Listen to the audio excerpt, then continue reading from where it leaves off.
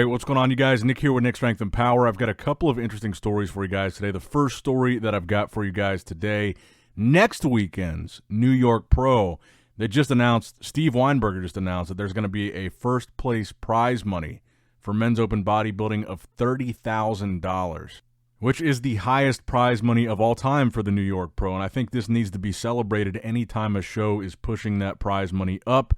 I think it's a win for everybody. It's a win for the athletes. It's a win for the fans to get to see their favorite bodybuilder get rewarded by an actual substantial amount of money.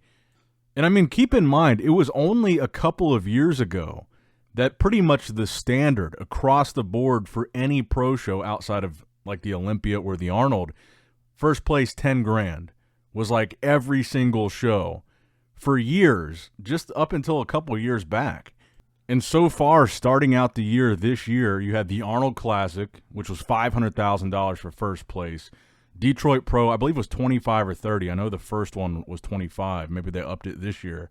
I couldn't find what the South America Arnold paid out, but then you've got Pittsburgh Pro, 100 grand for first place. New York Pro, 30 grand.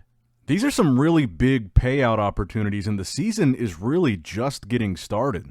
And I think this is a great thing. I think everybody, all these shows raising their prize money, it's like a miniature version of the Arnold and the Olympia going back and forth. I think when you see shows like Pittsburgh pop up with 100 grand for first, or a show like the New York Pro, 30 grand for first, that's an incentive for competitors to do that show and get a good competitive lineup like you're seeing in Pittsburgh, like you're probably going to see in New York.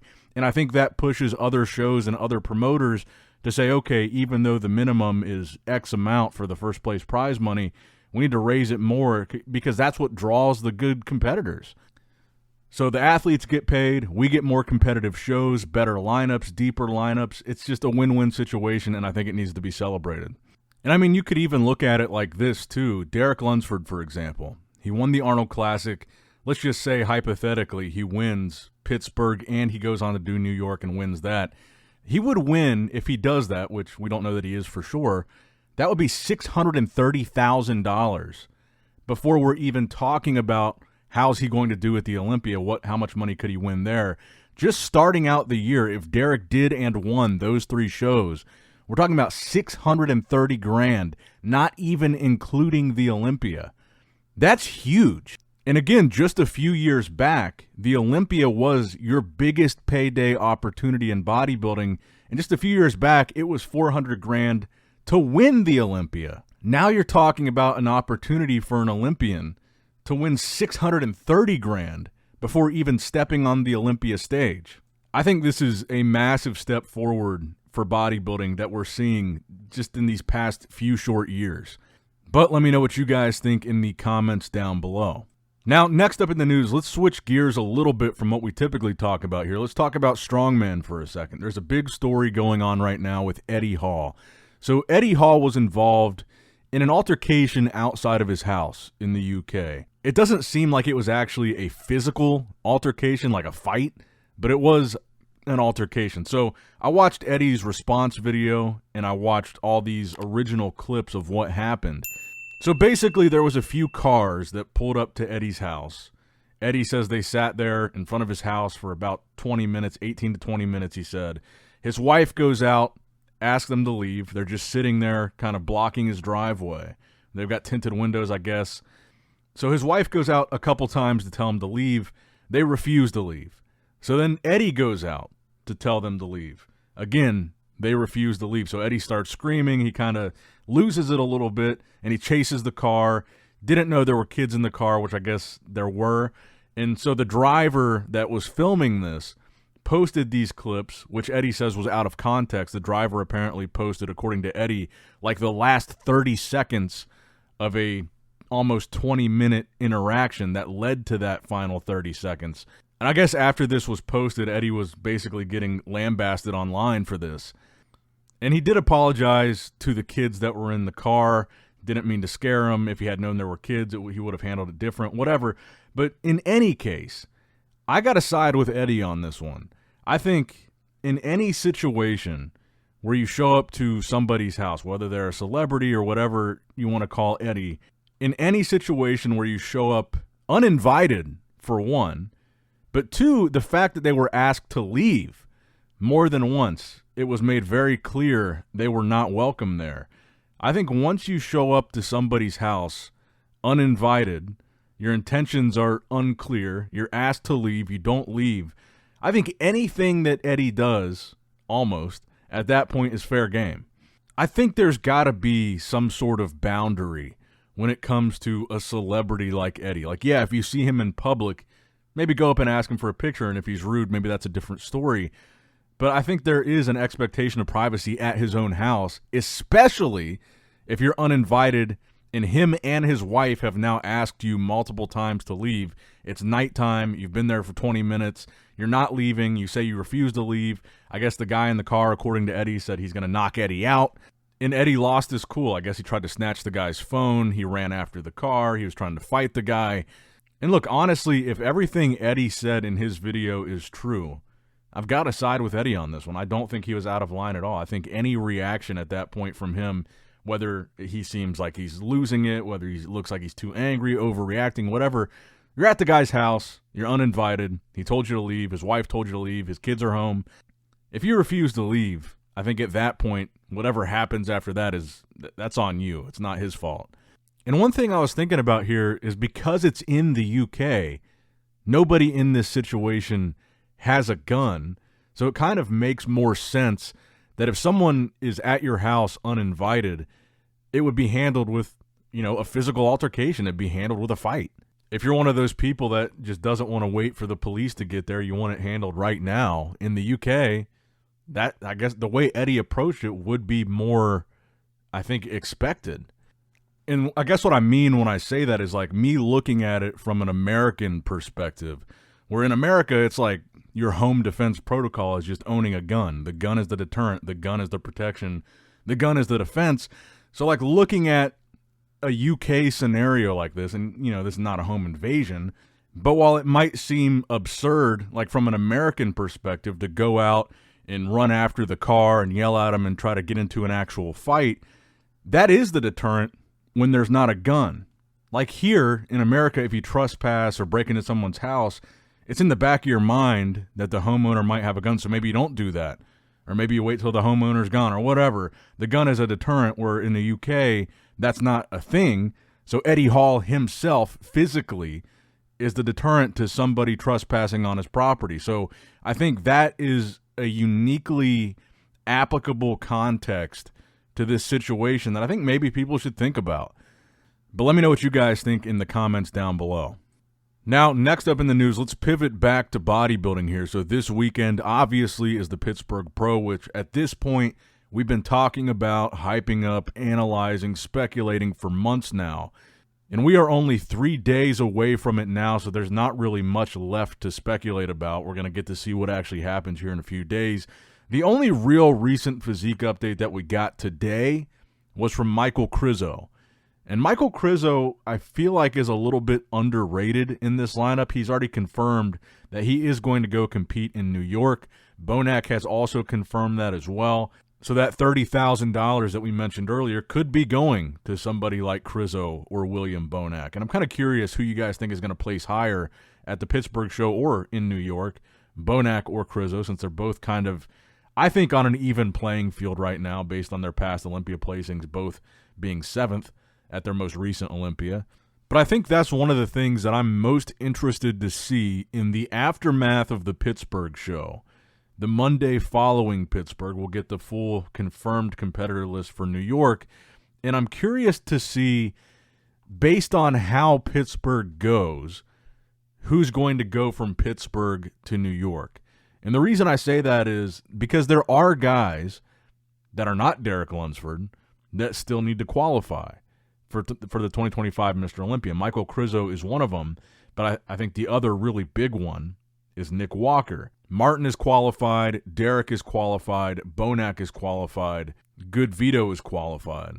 So theoretically, a lot of those top competitive names don't need to show up in New York, but the question is, will they anyway?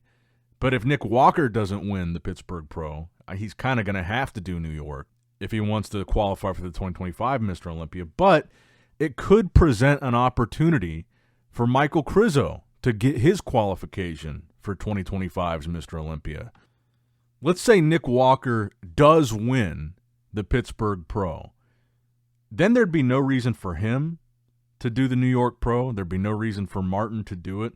And Derek, that would mean that Derek lost to Nick. And I would imagine if Derek loses the Pittsburgh Pro, then he would not go on to do the New York show. And that could present an opening for Krizo to potentially get his qualification at that show. But we'll see what happens. That's why I'm extremely interested to see how this official competitor list for New York ends up shaking out, because it could be a good opportunity for somebody like our guy Michael Krizo here. And I should also mention that Krizo confirmed recently, and that's reflected in the story that he posted today, that he is working with George Farah for this prep. George obviously famously coached Kai Green, which I think is a good segue into my next story. Phil Heath, obviously famous for that rivalry with Kai Green, which George Farah was coaching Kai through. Phil Heath posted this update where I think Phil looks incredible. You got to consider the fact that Phil is 45 years old. We haven't seen him on stage in almost half a decade now. It's been about 4 years. Now, Phil has been pretty emphatic about the fact that he's not coming back. He's not going to compete again. He said this over and over and over again, which is kind of the opposite of what Kai Green has been saying for so long. And you just saw Dan Solomon recently say that he's not going to pay Kai Green to compete at the Masters Mr. Olympia, which I think would be the only realistic option that we would see Phil make a comeback for, would be the Masters Mr. Olympia. But since they're not offering money just to show up, the prize money isn't really that high, I don't know that it would be worth it to Phil to do a prep for that show and come back and compete. So I do believe Phil. When he says he's not going to compete again, he's done. But when you see an update like this, it is fun to speculate because Phil does look great. Phil's still got it. Again, 45 years old, half a decade away from the stage, and he still looks fantastic. I mean, if this guy did a full prep with this physique, I feel like he could give a lot of top pros right now a run for their money in shape. And now that the Kai Green doing the Masters Olympia myth rumor has fully been dispelled, I don't think very many people are still holding on to the illusion that they might one day see one final Phil versus Kai. Kai has been, it is kind of interesting now that the Masters Olympia is back, and Kai has kind of teased a comeback again. He's teased this Masters Olympia thing, and him and Phil have both been posting about each other a little bit more than usual. Kai did an interview where he talked a lot about Phil, kind of talked shit about Phil. Phil made a post about his rivalry with Kai. It does kind of, it's fun to think that there's a narrative where we could see them compete against each other again one day, because it kind of feels like with the back and forth posts in the Masters Olympia coming back, the Kai Green at the Masters Olympia rumors, it kind of seems like they could be crafting that narrative that maybe, one more time for the love of it, for the fans, whatever. I think I'm fully convinced at this point we're not going to see Kai back on stage. We're not going to see Phil back on stage.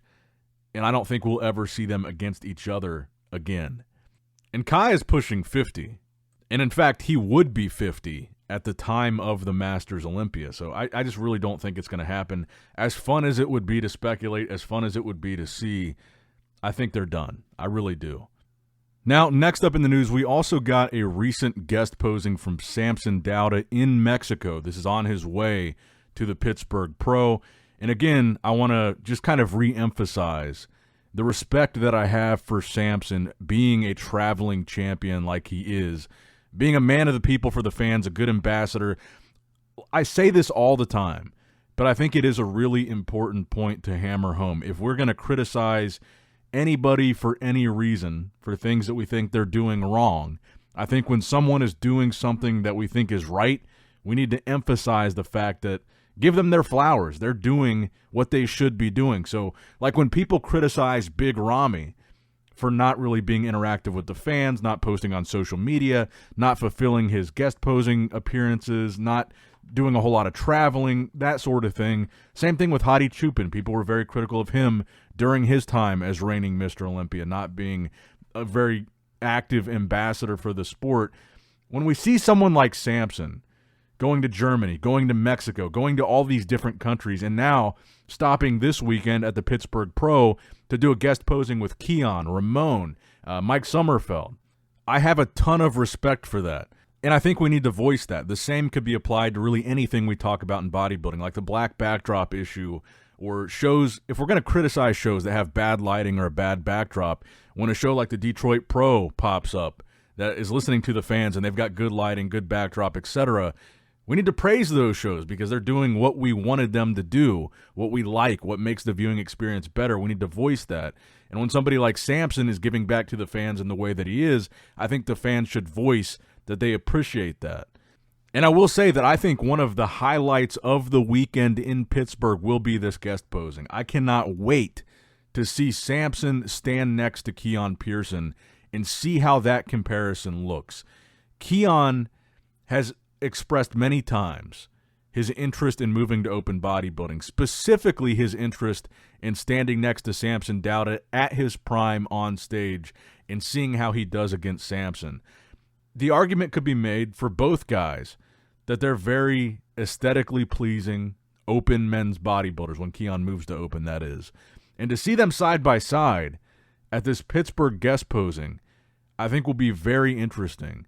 And correct me if I'm wrong, I don't think we've ever seen Keon and Samson posing on stage next to each other at a guest posing or otherwise. And correct me if I'm wrong, but I don't think it's ever happened before. And I think it'll be a very interesting preview of the best open bodybuilder in the world against the best 212 bodybuilder in the world. How does Keon compare?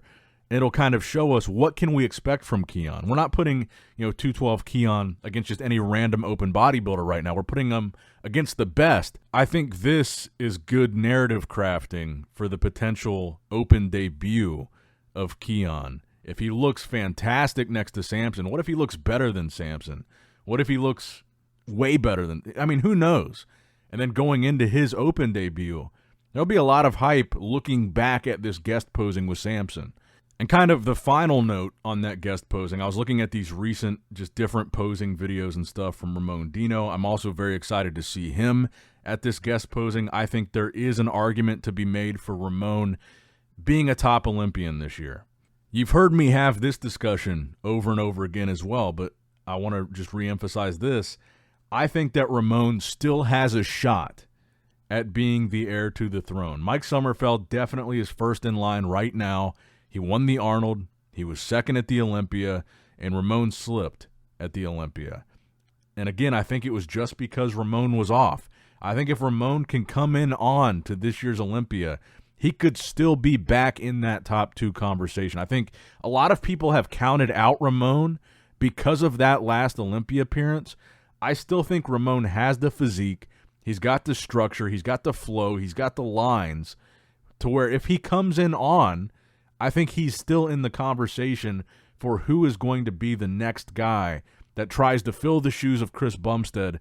I think Ramon still has a shot at that, a genuine, valid shot. And I think seeing him next to Mike, who is now the favorite in Pittsburgh, is another tremendous preview. And I think a massive treat for bodybuilding fans to get to see this before it happens on the Olympia stage. But I think I'm going to go ahead and wrap up the video there. Let me know what you guys thought in the comments down below. I hope you guys did, in fact, enjoy this video. Make sure you like, comment, subscribe. All that stuff helps out tremendously. And as always, I love you guys. I appreciate you guys. Nick Strength and Power signing out. All right, guys, don't forget to click that like button and subscribe to this channel if you enjoy the content. Also, check out my Instagram at Nick Strength Power. My Facebook page, which is simply Nick Strength and Power. My secondary YouTube channel, Nick Strength and Vlogs, for vlogs and bonus content that you will not see on this channel. And consider subscribing to my third YouTube channel, Nick Strength and Pokemon, which is all things Pokemon and trading card games, completely unrelated to this channel. So if you're into that, give that one a look. And all links to merchandise and social media will be in the description box below. If you guys want a Nick Strength and Power t-shirt, that will be in the Shopify link below. Have a great day.